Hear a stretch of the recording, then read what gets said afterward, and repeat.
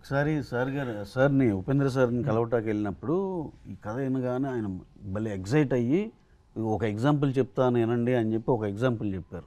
Sir if you don't mind అది చెప్తారు. అది చెప్పండి సార్. అది చాలా ఉంటుంది, కోసుకునేది, టాటూ వేసుకునేది, ఇదన్నీ ఇది. ఒక్క ఫ్యాను ఉపేంద్ర ఫిలింని, ముగ్గురు వెళ్తూ ఉంటారంట. ఒకరికి ఇంట్రెస్ట్ లేదు, వద్దరా అంటే ఇంకొకరు చూడాలి నీ ఫిలిం అని తీసుకుని వెళ్ళాడు. ఫిలిం చూసిన తర్వాత వాళ్ళిద్దరికి అర్థం అవ్వలేదంట, ఈతనికి అర్థమైంది.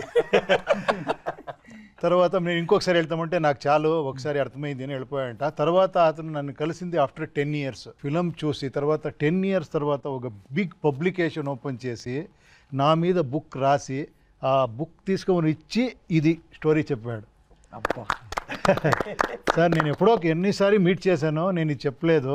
ఈ ఫిలిం బుక్ని ఉప్పిగింత రుచి ఇలా అని ఒక ఫిలిం బుక్ రాసుకొని వచ్చి లేదు కన్నడలో వచ్చి ఇచ్చి, సార్ నా దగ్గర ఇప్పుడు 250 people వర్క్ చేస్తున్నారు, ఇప్పుడు ఒక పెద్ద ఇది చేస్తున్నాను, ఇది నేను గొప్పగా చెప్పాలా అని వచ్చి ఇచ్చి, అది నాకు రియల్గా ఒక ఫిలిం చేస్తేనే కూడా అలాంటి ఒక సాటిస్ఫాక్షన్ ఉంటుంది కదా, అది చాలా ఇది అనిపించింది.